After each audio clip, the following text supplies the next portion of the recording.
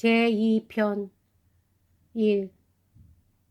1805년 10월 러시아군은 오스트리아 대공국의 촌락과 도시를 점령하고 있었는데 다시 새로운 부대가 잇따라 러시아로부터 도착하였다.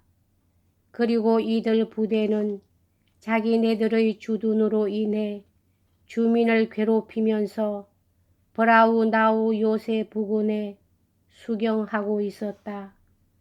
브라우나우에는 총사령관 꾸투조프 원수의 진영이 있었다. 1805년 10월 11일 브라우나에 막 도착한 보병연대 하나가 읍에서 반마일 떨어진 지점에서 총사령관의 열병을 기다리면서 머무르고 있었다. 토지와 환경, 과수원 돌담, 기와 지붕, 멀리 보이는 산줄기, 신기한 듯이 병사들을 바라보는 주민 등 모든 것이 러시아와는 다른데도 불구하고 그 연대는 마치 중부 러시아의 어딘가에서 열병 준비를 하고 있는 모든 러시아 군대와 똑같은 모습으로 있었다. 어젯밤 최후의 진주를 하고 있던 무렵 행군 중인 연대를 열병한다는 총사령관의 명령이 하달되었다. 이 명령의 문구가 연대장에게는 분명치 않게 생각되어 이 명령의 문구를 어떻게 해석해야 할 것인지, 행군 대형 그대로라도 괜찮은 것인지 어떤지 하는 문제가 생겼으나 언제나 인사는 덜 차리느니 보다는 많이 차리는 편이 차라리 낫다는 말에 쫓아서 역시 열병 대형을 갖추기로 대대장 회의에서 결정되었다.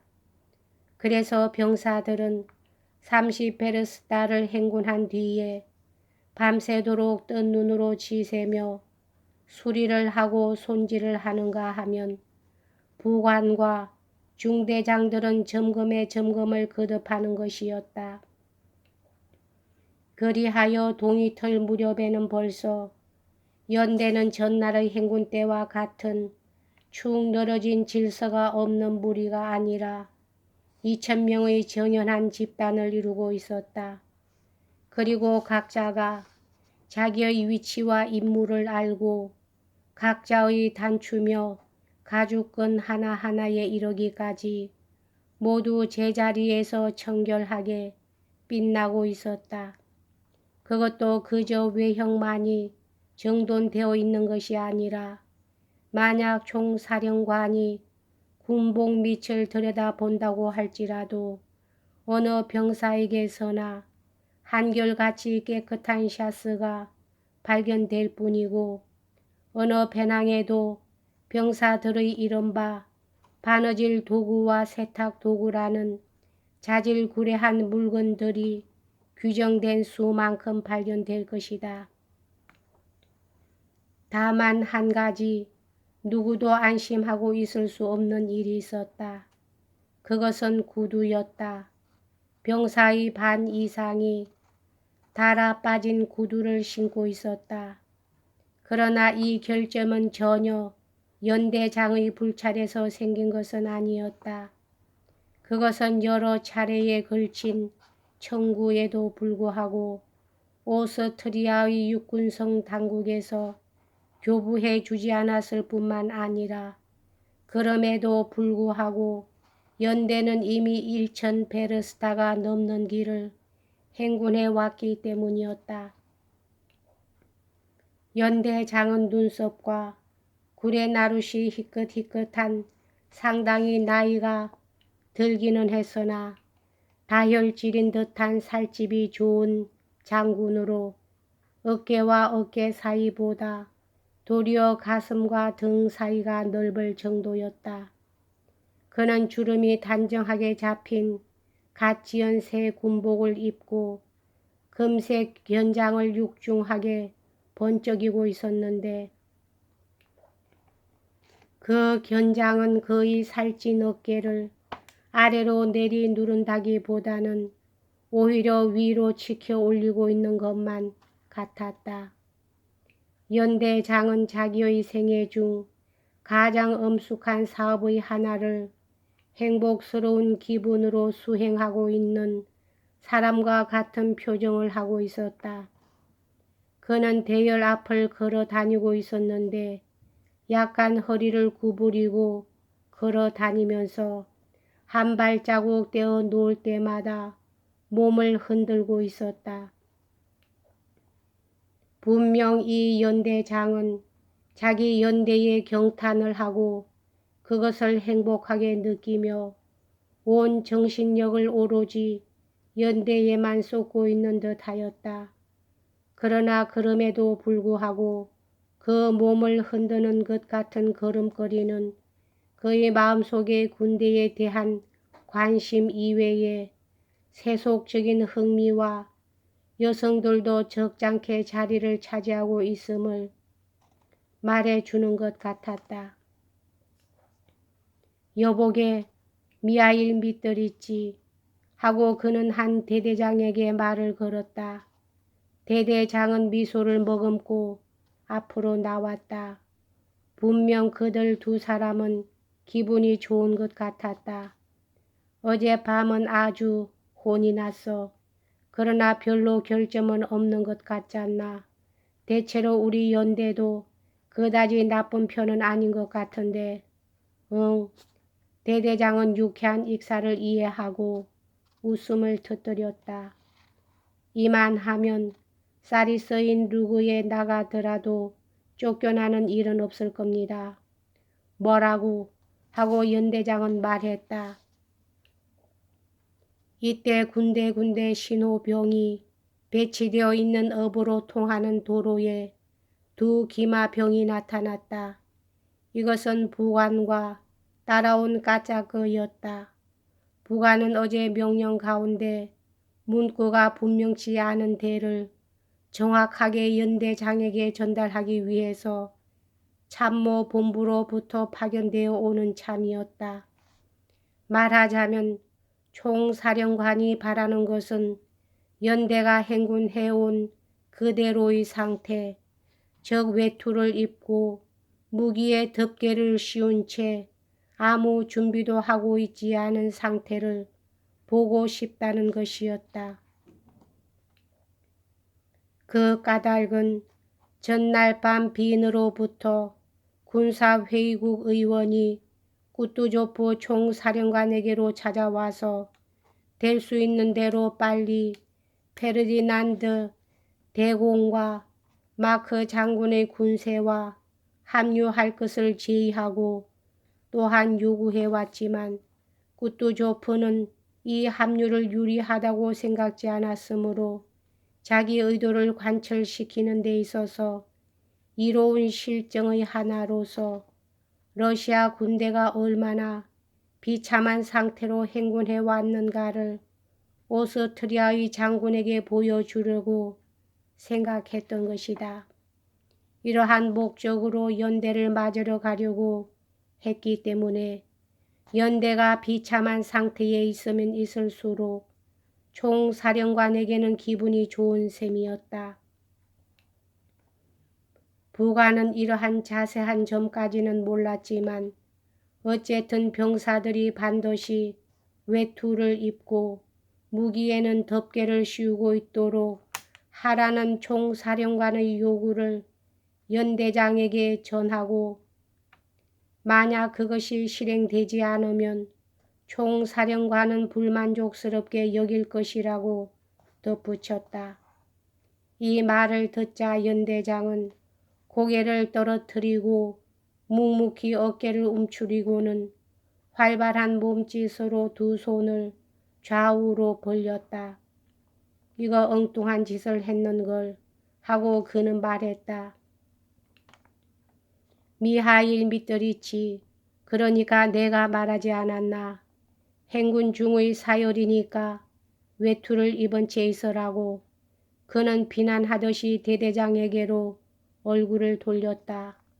아, 야단났군 하고 덧붙이고 그는 결연히 앞으로 나아갔다. 중대장 집합 하고 호령에 익숙한 목소리로 외쳤다. 상사들을 집합시켜 곧 오실까요? 하고 그는 자목 공손한 표정을 띠며 부관에게로 얼굴을 돌렸다. 그것은 분명히 지금 그가 입에 담았던 사람에 대한 것이었다. 1시간 뒤라고 생각됩니다. 옷을 갈아입을 틈이 있을까요? 모르겠습니다, 각하. 연대장은 몸소 대열로 다가가서 다시 외투로 갈아입도록 하라고 명령했다. 중대장들은 각각의 중대를 향해서 여기저기로 뛰어가고 상사들은 허둥지둥 우왕좌왕하기 시작했다. 외투는 그다지 가지런히 되어 있지 않았기 때문에. 그러자 그와 동시에 그때까지 질서정연하게 물을 끼얹는 듯 조용하던 모든 중대가 갑자기 술렁거리기 시작하더니 대형이 무너지고 떠들썩하게 찌그려대는 소리가 일었다. 사방에서 병사들이 뛰어가기도 하고 뛰어오기도 했다. 그리고 뒤쪽에서 어깨를 축혀들고 머리 너머로 배낭을 벗기도 하고 외투를 꺼내어 두 손을 높이 치켜 올리며 소매를 꿰는 것이었다. 30분 뒤 다시 모든 것은 본래의 질서를 회복했다. 다만 검었던 내 목걸이 한결같이 잿빛으로 바뀌었을 뿐이었다. 연대장은 다시 경련을 일으킨 듯한 걸음걸이로 대열 앞으로 나아가 멀리서 그것을 둘러보았다. 저건 또 뭐냐? 저건 어떻게 된 거야?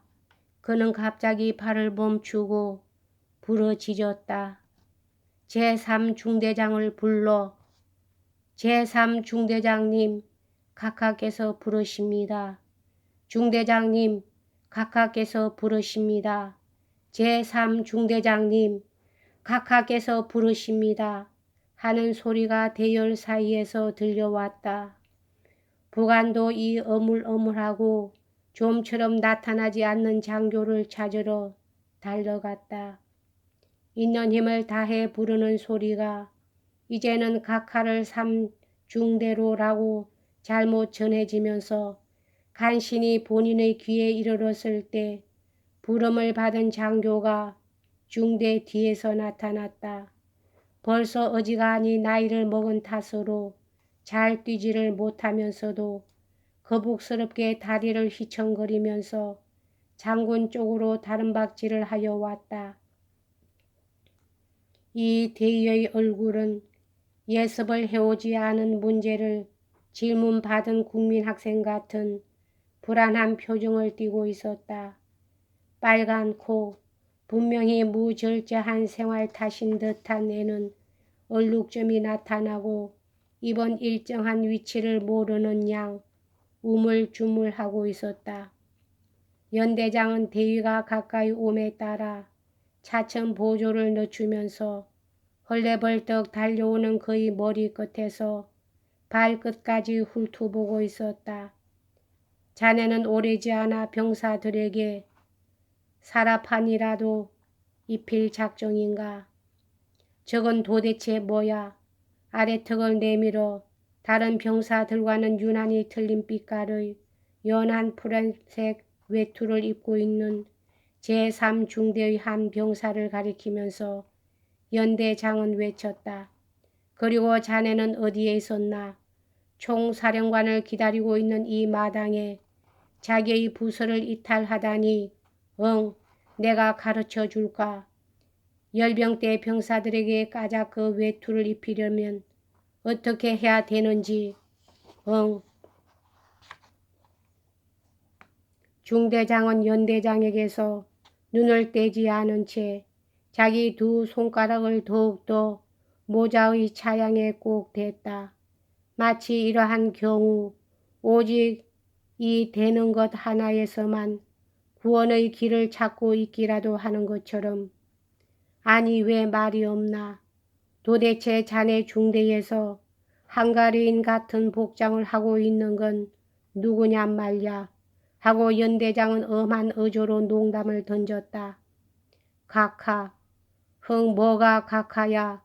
각하. 도대체 각하가 어쨌다는 건지 도무지 영문을 모르겠군. 각하. 그자는 강등당한 돌로호프입니다. 하고 대인은 낮은 목소리로 말했다. 그래, 저건 강등돼서 원수라도 됐단 말인가? 그렇지 않으면 쫄병이 됐다는 건가? 쫄병이 됐다면 일동과 마찬가지 군복을 입고 있어야 할 게 아냐. 그것은 각하 자신께서 행군 중에 허가하신 것입니다. 허가했다고. 자네들 젊은 녀석들은 언제나 그 모양이야. 잔뜩 오른 열기를 약간시키면서 연대장은 말했다. 허가했다고. 자네들에게 조금 무슨 말을 하면 자네들은 곧. 연대장은 잠시 입을 다물었다. 자네들 정말 조금 무슨 말을 하면 자네들은 곧. 어쨌단 말이야. 또다시 화를 내면서 그는 말했다. 자, 그에게 규칙대로의 복장을 시켜주게. 연대장은 이렇게 말하고 부관 쪽을 돌아보면서 그 몸을 흔드는 듯한 걸음걸이로 연대 쪽을 향해 걸어갔다. 분명 그는 자기가 낸 화가 아주 마음에 든 양 온 연대를 돌아다니면서 무엇인가 트집 잡아 자기 분노의 구실을 찾으려고 하는 것만 같았다. 어느 한 장교에게 휘장이 닦여 있지 않다고 나무라고 또 다른 장교에게는 대열이 정돈되어 있지 않다고 꾸짖었다. 그리고 그는 제3중대 쪽으로 다가갔다. 뭐야, 그 서 있는 꼴은 발을 어디다 두고 있는 거야? 어디에다 발을? 푸른 외투를 입은 돌로호프까지에는 아직도 5명이나 사이를 두고 있는 곳에서 연대장은 목소리에 괴로운 표정을 담으면서 외쳤다. 돌로호프는 굽히고 있던 한쪽 다리를 천천히 뻗고 그 독특한 밝고 오만한 눈으로 장군의 얼굴을 쏘아 보았다. 뭐 때문에 푸른 외투를 입고 있는 거야? 벗어. 상사, 이 녀석에게 외투를 갈아입혀. 이 쓰레기 같은 녀석. 그가 미처 말을 다 끝내기도 전이었다. 각하, 저는 명령을 실행할 의무는 있습니다만 그러나 참아야 할 의무는 없습니다. 하고 돌로호프는 재빨리 말했다. 대열 중에서 이야기하는 게 아냐. 안 된다니까. 모욕을 참을 의무는 없습니다. 하고 잘 울리는 목소리로 돌로호프는 내까렸다. 장군과 병졸의 눈이 딱 마주쳤다. 장군은 단단히 메어진 전대를 화가 난 듯이 아래쪽으로 잡아당기면서 잠깐 입을 다물었다. 어쨌든 외투를 갈아입게. 제발. 그 자리를 떠나면서 연대장은 말했다. 여기까지 하겠습니다.